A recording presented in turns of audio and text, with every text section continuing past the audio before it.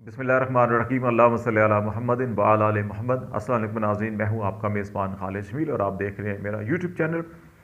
तीन बड़ी अहम डेवलपमेंट हैं जिन पे हम बातचीत करेंगे। मरियम नवाज़ शरीफ साहिबा की पाकिस्तान वापसी बिल आखिर हो गई, लेकिन उनका बयानिया कुछ बदला बदला हुआ था और क्या तब्दीली आई है और इसके पीछे मुहर्रिकात क्या हैं, इस पर हम बातचीत करेंगे। और दूसरा बड़ा अहम मामला, इमरान खान साहब ने चीफ जस्टिस ऑफ पाकिस्तान को ख़त लिखा है, जबकि दूसरी तरफ इत्तेहादी हुकूमत के बारे में इतलात हैं कि वो एक बड़ी आइन शिकनी करने का इरादा रखती है। और एक और बड़ी अहम डेवलपमेंट, पाकिस्तान में जो ज़िमनी इंतखाबात होने जा रहे हैं जिसका शेड्यूल का ऐलान किया गया है, इसके बारे में मुबैना तौर के ऊपर एक बड़े वसी धांधली का जो प्लान है उसकी तैयारी की खबरें बड़ी गर्दिश कर रही हैं। तो ये मामला हैं जिन पर हम बातचीत करेंगे। सबसे पहले हम इसी मामले पे बात कर लेते हैं कि जो ज़िमनी इंतखाबात के अंदर धांधली है मुबैना, वो किस किस्म की हो सकती है। अमूमन पाकिस्तान के अंदर जब भी इंतखाबात होते हैं तो सबसे पहले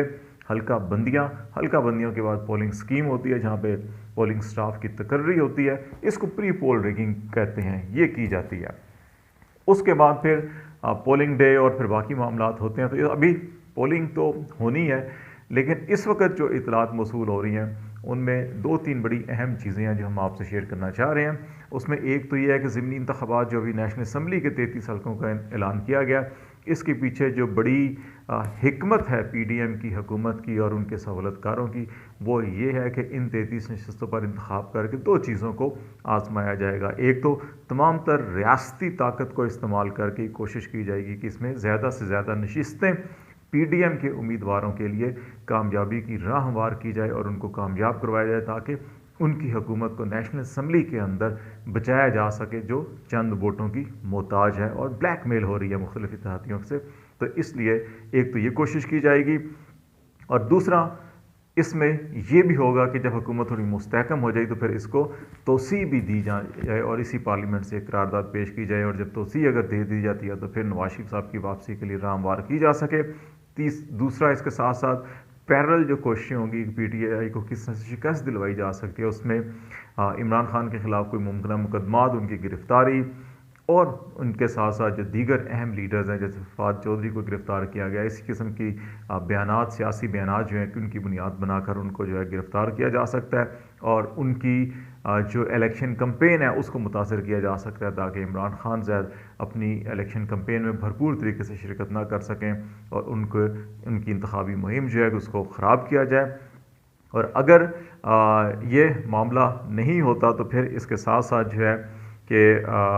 जो माशी बहरान है उसको जवाज़ बनाकर तमाम तर जो मलबा है वो इमरान खान के ऊपर डालने की कोशिश की जाए। और इस कोशिश में जो है कि आपने देखा होगा कि मरियम नवाज़ साहिबा भी आई, इसहाक डार साहब की प्रेस कॉन्फ्रेंस, और इसके साथ साथ बाकी जो इत्तेहादी रहनुमा थे उनकी जो प्रेस कॉन्फ्रेंस हुई है गुज़श्ता 1-2 दिनों के अंदर, उसमें तमाम तर बयानिया जो है वो माशी बदहाली का इमरान खान की पॉलिसीज़ की तरफ डालने की कोशिश की जा रही है। और बाज़ लोगों का ख्याल है कि अगर PTI जो है कि वो इन ज़िमनी इंतखाबात के अंदर कामयाबी हासिल करती है तो फिर क्या मामलात होंगे। इसमें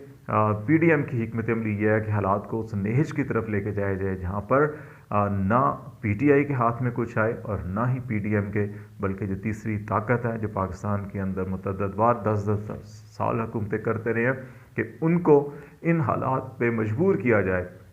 कि वो आएँ और मामलात को अपने हाथ में लें। और इस सिलसिले में बाज़ हल्कों का ये ख्याल है कि इसमें जो अमरीकी इस्टेब्लिशमेंट है उसकी भी किसी हद तक कोई नीम रजामंदी शामिल है कि वो चीन और अफ़गानिस्तान के अंदर एक बड़ा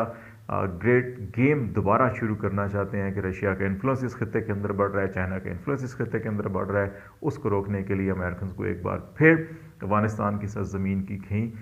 ज़रूरत पड़ रही है। तो इसलिए बाज़ लोगों का ख्याल है कि शायद उस तनाजुर के अंदर जो अमेरिकन इस्टेब्लिशमेंट है वो पाकिस्तान के अंदर जो डेमोक्रेटिक सिस्टम है उससे हटकर कोई टेक्नोक्रेटिक या जो नीम मार्शल लाई जो निज़ाम है उसकी तरफ अगर हालात हुए तो शायद वो किसी हद तक जो है कि इसको सपोर्ट करें। फिर ये भी कहा जा रहा है कि زرداری صاحب اور مولانا فضل الرحمان صاحب جو اس تمام سسٹم کو طول دینے کی جو کوششیں کر رہے ہیں، اس کی ایک بڑی وجہ یہ بھی ہے کہ دونوں صاحبان صدر پاکستان کے منصب کے امیدوار ہیں، اور ان کا خیال ہے کہ اگر سسٹم کو کسی طرح بچا لیا جائے یا آگے لے جایا جائے یا توسیع دی جائے تو پھر جب صدر عارف علوی اپنی مدت پوری کر کے ریٹائر ہوں گے تو اس کے بعد پھر آصف زرداری یا مولانا فضل الرحمان جو ہے کہ وہ صدر بننے کی کوشش کریں گے. لیکن ایسا شاید مشکل دکھائی دیتا ہے، کیونکہ ابھی تک صوبائی اسمبلیوں کے الیکشن جو ہیں کہ وہ اناؤنس نہیں ہوئے، اور اگر صوبائی اسمبلیوں کے الیکشن کے بغیر توسیع دی جاتی ہے اس نظام کو، اس سسٹم کو، اس پارلیمنٹ کو، تو پھر الیکٹورل کالج پریزیڈنٹ کا جو ہے وہ مکمل نہیں ہوگا. تو اس لیے یہ خواب شاید ادھورا رہ جائے. تو یہ وہ ساری سچویشن ہے جو الیکشن کے حوالے سے جو اس وقت چیزیں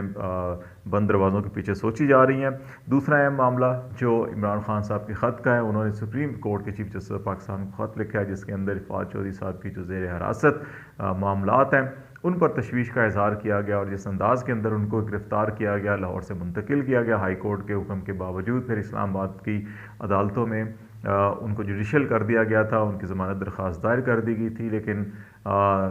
سماعت درخواست ضمانت کی ہونی تھی، لیکن پتہ چلا کہ جی کہ تفتیشی نہیں آیا، ریکارڈ لے کر نہیں آیا، اور معاملات جو ہیں کہ وہ پولیس نے جو ہے کہ وہ جوڈیشل ریمانڈ پہ جو بھیجا گیا تھا اس کو